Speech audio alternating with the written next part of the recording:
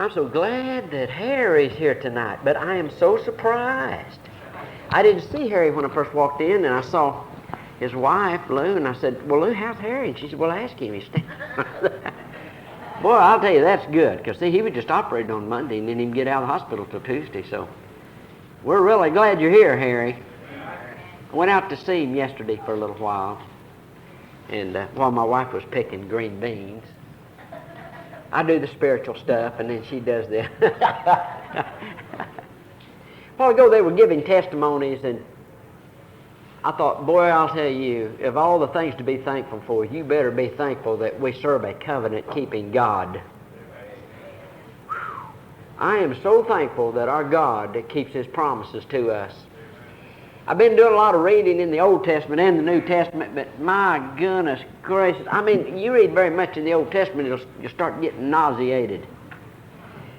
I never saw anybody like Jews. Now, I know people say, well, Jews are no different than Gentiles because they didn't have the Spirit then. Yes, but the kings did.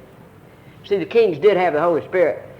But, boy, the Bible's true when they said they were a stiff-necked, rebellious people. There's not another people in the world like the Jews. And it's amazing when you read how God had blessed them, and they would turn right around. I'm not talking about 3 weeks from now. I mean the next minute. When Moses went up on the mountain to get the law, and they just got through saying, because Moses came to them and said, now here's what God said, you'll be a peculiar nation, a holy people unto me, if you will keep these laws. Told them all the laws, told them what God required, and they all said, whatever the Lord tells us to do, we will do. So Moses said, okay, I'm going up and get the Bill of Rights. And so he's no longer gone, and they turned to Aaron and say, build us a golden statue to lead us back into Egypt. Isn't that something? And you read about the various kings they had. Now, Solomon was a great king, the wisest man that ever lived outside of Christ. How many realize that? He was famous all over the world. When Solomon reigned as king of Israel, it was the greatest nation in the world, the wealthiest nation in the world. Solomon, when he was anointed king, he prayed to the Lord and he said, I'm just like a little child. I don't know how to go out and come back in. How can I rule over these thy people? And God said, Solomon, because you didn't ask for riches or long life, He said, I'm going to give you wisdom to rule over these people and knowledge. He said, I'm going to give you wisdom and knowledge, and not only that, I'm going to give you riches and I'm going to give you long life if you'll keep my commandments. Solomon, they come from all over the world to hear the wisdom of Solomon. You can read all the great things that he built. It would dazzle us to see the things that Solomon built and the wisdom of Solomon. Even though he was the wisest man in the world, do you realize Solomon went into idolatry when he got older? He had the Spirit. What was his excuse? Here God spoke to Solomon. How in the world could a man like that, after seeing how God had blessed him, get him all that wisdom, then turn into idolatry? And you read all through there. And every so often, not very often, but they'd have a good king. And boy, he'd love the Lord, and he'd cut down all the groves and get rid of all the idols, and he'd repair the house of the Lord. Get everything in ship shape. And he'd die, and his son come in there and he'd say, but he did evil in the sight of the Lord. And the first thing he'd do is, okay, guys, he's gone. Bring out your idols. Here come all the idols back. And it was like that over and over and over, back and forth. They'd go into captivity and they'd all fall on their face, say, oh, God, we've sinned against you. Oh, God, oh. And God would bring them back, and as soon as they'd get over there, they'd set up their idols. It beat all I ever saw. But all I'm saying is this. I'm certainly glad that God is a covenant-keeping God. The only reason God put up with those people is because He promised Abraham that He would. And boy, we can take comfort in that. Listen, my salvation rests upon the promises of God. Whew. I'm glad. I'm glad that we have a covenant-keeping God, and He's faithful to His Word. I was reading over there in Acts, and Stephen, it said, oh, he was a great man. He was the first deacon. There were 7 deacons, and he was one of the first deacons. And said that God wrought miracles by the hand of Stephen, and man, people was getting saved. And so the elders and the chief priests of Israel, they arrested him and brought him before them, and they said, is this true, what you're doing? And so forth and so on. So he said, well, men and brethren, let me hearken it to me. And so he gave him a little speech and started with Abraham and come right on down to Moses. And he said, while Moses was up and getting the law, you guys was building idols. And he said, not only that, you turned to Remphan and Moloch and worshiped the God of heavens. And then he wound up his speech by saying, which of the prophets did your fathers not kill? Which one of them? He said, you stiff-necked and rebellious people. He said, God gave you the law and you haven't kept it. He said, boy, they gnashed on him with his teeth. And to prove the thing, they took him out and stoned him. They were just like their fathers. But yet, God is still going to keep his word to Israel. Boy, I told Susie, if we had any less God, Israel would have been destroyed, wiped off the face of the earth. If we'd had any less God, we wouldn't be here either. Because we fail God and fail him and fail him and fail him. How many times do we get to jamming? We'll pray to God and he'll deliver us, and then we turn right around and do the same old thing. We do. We just not quite like the Jews. I tell you what, I don't think there is anybody else like them. I mean, they're God's chosen people. But I kind of, Susie said, well, why did God ever pick them? The only thing I can think of is just to show how great he is and how much mercy he's got. That's the only thing I can think of. Because, boy, they're different now. They are. If you want to see how different, you read the Old Testament, you'll find out just really how different they are. Not that the Gentiles are different. I mean, we do too. We go away from God. But it's not like we come in here and give testimonies and pray to God and get all Spirit-filled and then just walk outside and go home and sit up idle, start worshiping. I mean, that's the kind of way they do things back then. But anyway. Huh? Yeah, we go and turn our idol on. Susie's wanting to know what was wrong with our television. I had it all unplugged. Honey, our idol don't work anymore. He lost his power. She said, well, the clock don't work on the VCR. I said, yeah, he lost his power too. We'll have to serve the Lord, I guess. He's the one who's got his power. Turn, if you will, to the 21st chapter of Revelation. You know what I think is going to happen when it's all said and done? And I tell you what, since the beginning of time, it's all been heading towards the 21st and 22nd chapter of Revelation. That's where God's been going with the whole thing. But you know what I think is going to happen? I hate to say this, but here's what I really think is going to happen. I believe when it's all said and done and the church of all the age sees the pearly white city, I believe they're going to look at all the preachers and the theologians and say, well, you dummies, you didn't have any idea what heaven was all about. Because I don't believe there's any way I can tell you what heaven's really like. Because I don't think your mind could conceive of it, and I don't think that I can even conceive of what it's going to be like. We just can't conceive of it. But I'll tell you what, whatever I say it's going to be like, it's going to be way better than that.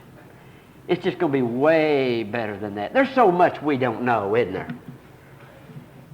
And some of you probably think, yeah, we'd know better if we had a teacher who knew what he was saying. But that's not what I mean. Even at the best, there's so much we can't comprehend. We're just like the little children, and there's so many things God doesn't even tell us anyway. Maybe it's the surprise factor, see? Maybe He's just saving some things for us that we won't know about. But John said, I saw a new heaven and a new earth. For the first heaven and the first earth were passed away, and there was no more sea. Now the first earth, this earth and the heavens, as we call the heavens, were created for Adam. But the new earth and the new heaven is created for the second Adam and the new creatures. And see, what we don't realize, and I wish we could keep this in mind, is that when you're born again, you are a new creature. And your citizenship is in heaven. And we don't realize that. You know, if we could really grab a hold of that and say it to ourselves, we are pilgrims and strangers. We don't belong here. We're just passing through. But our citizenship is the new earth and the new heaven. If we could grasp that, maybe we'd live different. See? Maybe we would want to do more to please God, realize that we're just so temporary right here. And this is all going to pass away. It says over here in Isaiah, I want to read this to you, in the book of Isaiah.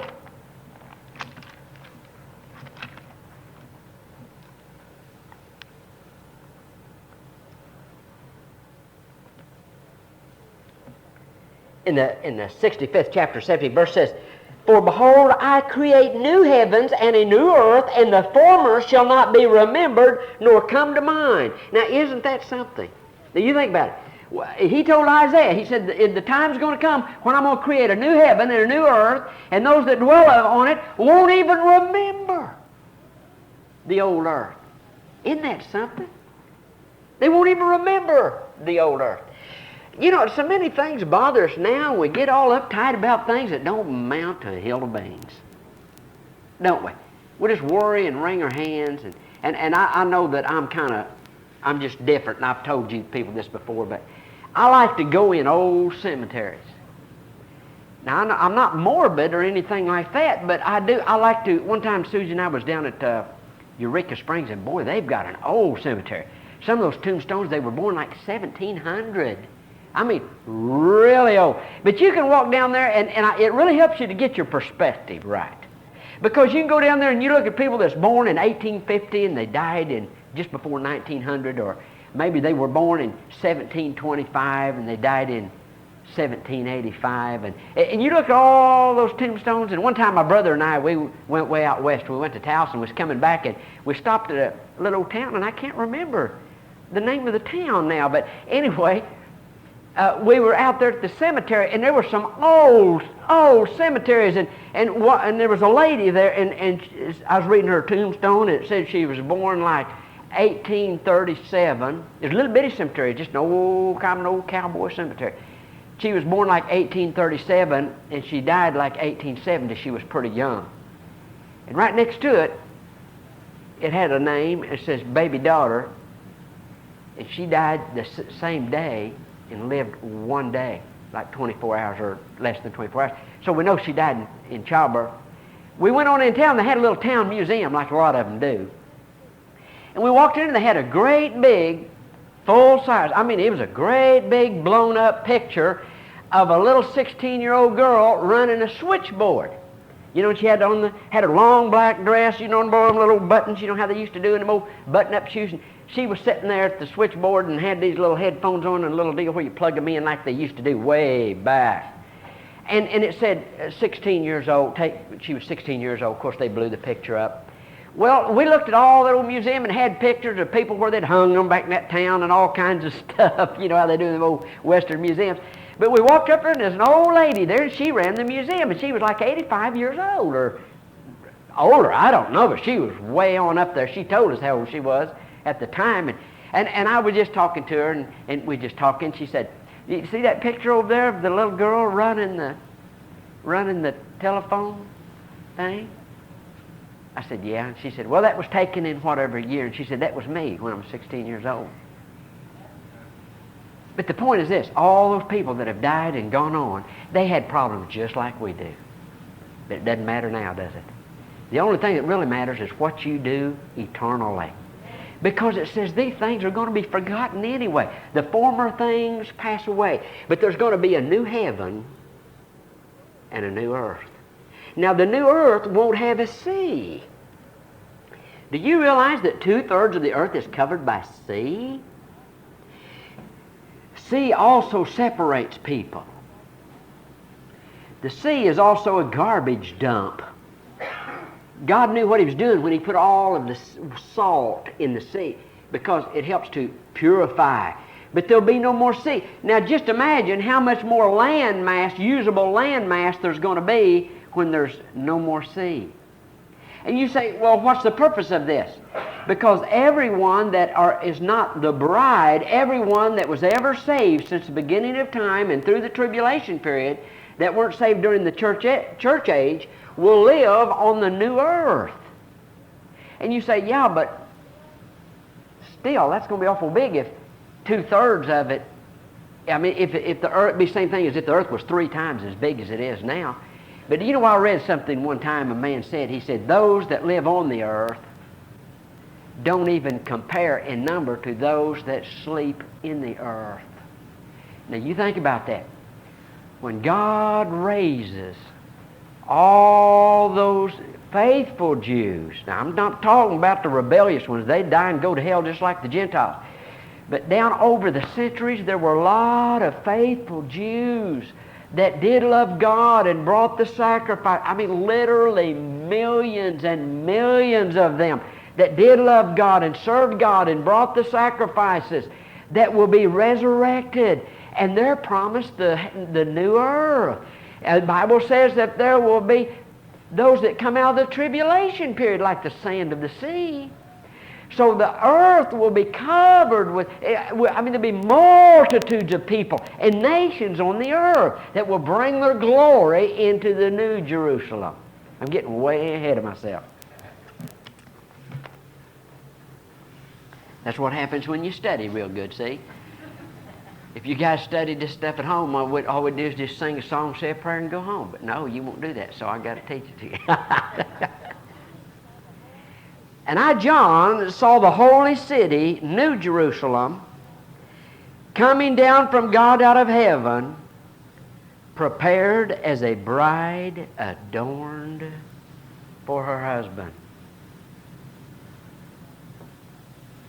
Now, I said last week, I've never seen an ugly bride, and I haven't. I have never. When they put on that long white dress and they have that veil, and boy, when they play that wedding march and they come down that aisle, they're pretty. They're beautiful. You see them 2 weeks later and you think, man, is that the same girl I married? But boy, when they got that wedding gown on, they are beautiful. And that's all an illustration. He said, and when we see the new Jerusalem coming down from God out of heaven, he said it will look like a bride adorned for her husband. I wonder if they'll play the wedding march. I don't know. Well, they probably won't, but boy, it'd fit. Here it comes. Now, we don't know just where the New Jerusalem's going to be, how far it will be from earth. We don't know how far it will be, but we do know this. The New Jerusalem will not be a satellite of earth. The earth will be a satellite of the New Jerusalem. In other words, the New Jerusalem will be the center of the universe because that's where God lives. All the other, there's going to be new heavens, and there's no doubt in my mind but what God doesn't create other planets and other stars and whatever, moons and whatever else. But anyway, the New Jerusalem will be the center of the universe, and it doesn't come down to earth. It's suspended somewhere in the outer space above earth. Now, when God was speaking to the Israelites, he told them when he started to make the covenant with them, he said, if you will keep my commandments, you will be a holy people unto me, a peculiar treasure, kings and priests unto me. But they didn't do it, did they? See, God's intention was that every one of those Israelites would be kings and priests unto God. But because they sinned, now when they built the golden calf, the tribe of Levi didn't go along with it. When Moses came down, he said, let those that are on the Lord's side be with me. And so the tribe of Levi did, and he said, draw your swords and kill them. So they killed several thousand of them. So God, therefore, made the tribe of Levi the priest. God didn't intend it that way. But in the age of grace, every believer is a priest unto God. Every one of us. All right, now only the Levites were allowed to minister in the tabernacle of witness. They're the only ones that could.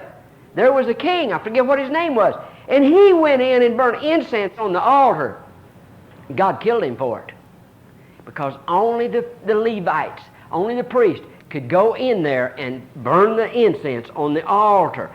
Now keep this in mind. It says over there, and I'm still getting way ahead of it, but I'm running out of time, so I'm going to jump on ahead a little bit and we'll cover it later.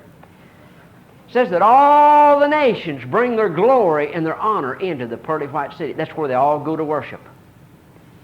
Now we are kings and priests unto God. It's the church that will fulfill the role that the Levite filled here. Now I don't mean we're going to be offering sacrifices, but we will be there to direct the worship to the Lamb that was slain from the foundations of the world. Now, all those people will live on this new earth, but the church, the bride of Christ, will live in the pearly white city. We'll live there with Christ. Now, he says, I want to show you something, John. And I heard a great voice out of heaven saying, behold, the tabernacle of God is with men. Now, the tabernacle means tent. You remember Paul spoke of this body as a tent? He spoke of this body as a tent and that it would pass away. So what it's saying is that God shall live with His people. He shall tabernacle, or in other words, be there with them in person. That's what it means. You know, the Lord's with us right now in spirit, isn't He? But then He's going to be with them in person. Isn't that going to be great? He's going to tabernacle. He's going to live there with them in person. It's great when we have a wonderful service and you feel the Spirit of the Lord. So we know that the Lord is here in spirit. But on that day, we'll live in the pearly white city, and God the Father and God the Son will be there in person and live continually with them. And He will dwell with them, and they shall be His people, and God Himself shall be with them and be their God. And God shall wipe away all tears from their eyes, and there shall be no more death, neither sorrow nor crying, neither shall there be any more pain, for the former things are passed away. Isn't that going to be something? The day's going to come when there won't be no more prayer requests. The day's going to come when I'll not make any more hospital visits. The day's going to come when someone will call me and say, Jerry, would you preach this funeral? The day's going to come when someone doesn't call and say, pray for so-and-so, their son got thrown in jail last night. We're not going to hear any more about that. It'll be a land where you never hear a siren anymore. All tears are wiped away. The former things are gone. And He that sat on the throne said, Behold, I make all things new. And He said unto me, Write, for these words are true and faithful. And He said to me, It is done. It is done. Now, there's no way we could say something like that. But since God has the power to bring it to pass, He can say it is done. Even though that day hasn't come yet, He can say it is done. Why? Because He said, I am the Alpha and the Omega. How many knows what Alpha and Omega is? Yes, yes, but what is Alpha? What is Alpha? Of the Greek alphabet, right? What's Omega? The last letter. With us it'd be A and Z. So he might, he could have said, I'm the A and the Z. But He says, I'm the Alpha and the Omega. I'm the beginning and the end. I will give unto him that is the thirst of the fountain of the water of life freely. Isn't that just like God? Man, I tell you what, God is not willing that any should perish, but that all should come to repentance. He just had to stick another altar call in there, didn't He? He said, John, tell them. Tell them how wonderful this is. Tell them what you saw, but also tell them that I'll give to him that thirst of the fountain of water of life freely. He gives an altar call. He that overcometh shall inherit all things. Isn't it amazing how big little words can be sometimes? A-L-L. All. All. Now just let that sink in for just a little bit. Now what all things is He talking about? All the universe.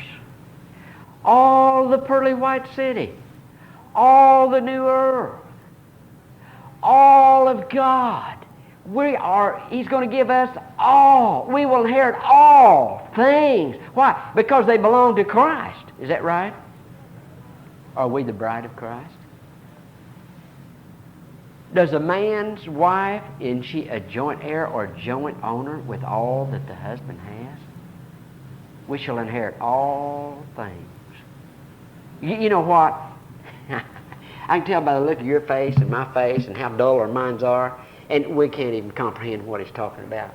You know, wouldn't it be something if God could say, hey, Calvary Baptist Church, get ready, I'm going to show you something. Wouldn't it be something if He could just roll back heaven for just, say, 15 seconds, say, here's what I mean by all things, and let us just look up into heaven for just a minute.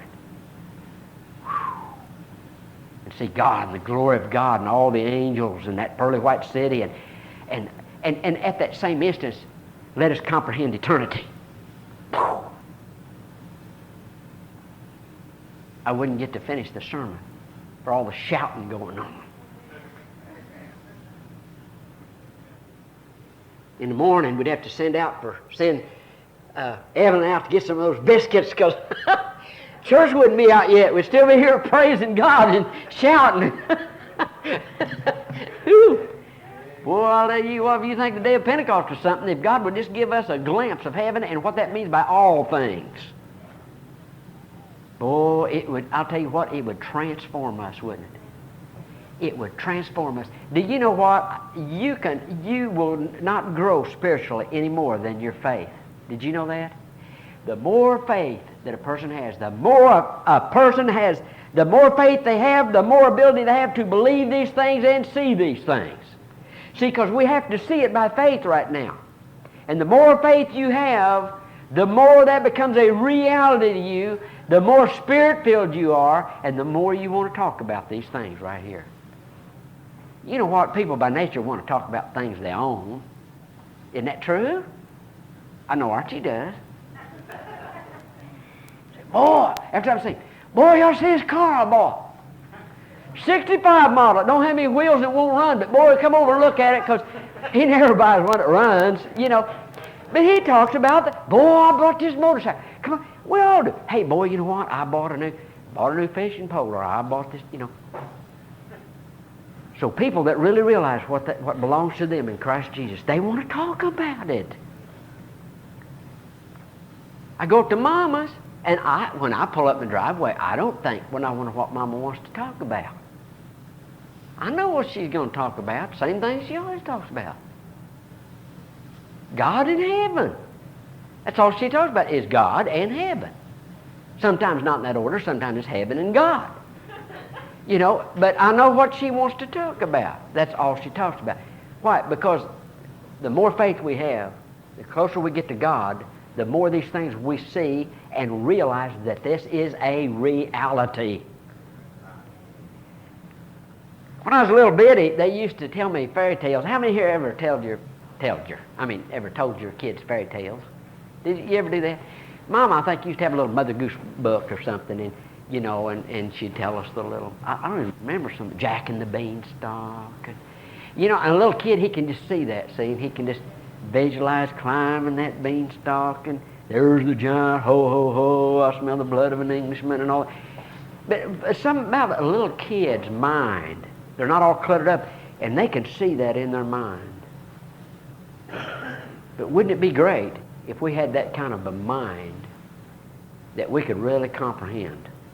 I mean, we'll never comprehend it because, you see, this is all written in words, and only the Spirit can take the things of Christ and show them to us. But wouldn't it be great if we were so close that those things were a reality to us? I knew a man like that one time. I'm not saying there hasn't been more, but I knew a man like that one time. I read about him. He said he was caught up in the third heavens. And he said, I heard things. He didn't even say he saw anything. But he said, I heard things that are unlawful to utter. And that revolutionized his life. Just the things he heard. And then he said, all that I have and am, he said, is nothing compared to the glory that shall be revealed in me. Nothing. Nothing in the world. All the suffering I could go through is nothing compared to the glory that shall be revealed in me. Boy, wouldn't it be great if we could get to that point? It'd be something. But you see, don't you really believe, though, that God just has like special saints that He lets do that and others? No. No, I don't believe that. I mean, He has special callings. None of us going to be called to be an apostle. But listen, we have the same Holy Spirit Paul did. And if we want it, and if we put God first and seek God, I believe He'd reveal things to us, just like He does in the rest of them. Just like He did to the rest of the apostles. I believe we'd see those things.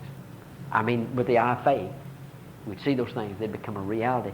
I never will forget, I guess God was preparing me to surrender to preach, because I didn't want to do it. But boy, I remember one time He made heaven so real to me, and I'll tell you, I just couldn't get over how real it was to me, and it just dawned on me that those streets of gold are going to be just as real as this floor. I'll walk on them someday. It's not just kind of a fairy tale, kind of a dreamland that we just kind of soothe people to sleep when they're worried about something. It's a real, literal place that belongs to us. It's kind of like having money in trust. It's kind of like, let's say, for instance, where's Darlene? Where'd she go? Okay. Okay, I'm going to say it. Let's say, for instance, Darlene tells Alcide every payday we're going to take $50 and we're going to put it in a savings account for these two boys. Now, it's their money. It'll never be anybody's money but them because it's in their name. But now, them boys can't draw it out till they're 21 years old. Now, they might go along, they might go through life doing without ice cream and movies and a lot of things they'd like to have. But do they still have the money in the bank? Yes, they do. Is it still theirs? Yes, it is. Will they get it someday? Yes, they will. Is it real money? Yes, it is. Will it someday be handed to them? Yes, it will. You see, we already own all those things. We already inherit all those things. But it's in trust. We can't have it right now. It's in trust. But it looks like knowing how fabulously rich we are, it looks like we could do without some ice cream right now or whatever. You know, we don't have to have everything the world's got to offer, do we? I mean, we're all multi-million billionaires. It's all in trust. We have to just wait just a little while. Some of us might have to wait a little longer than others. These boys, it'll be a while probably at their age. But it all belongs to us. And it's all real. And all of you sit there, blank looks on your face, but I'll tell you what I'm going to do. When it's all over, I'm going to, I told you. What I tell you, Wade? I told you. And you just sit there kind of blank. Yeah, but you won't up there. You say, wow. Woo, I saw a Epcot Center, but it ain't nothing like this. Boy, I'll tell you what. Heaven's a real place. I believe it's a real place. How many believe it's a real place? Boy, if it's not, let's just close the Bible, turn out the lights, and sell the property and go home. I believe it's real. I know it's real. Because God don't lie.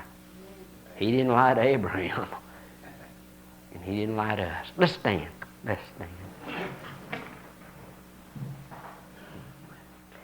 Let's see. I would like to ask Brother Floyd if he'd dismiss us tonight.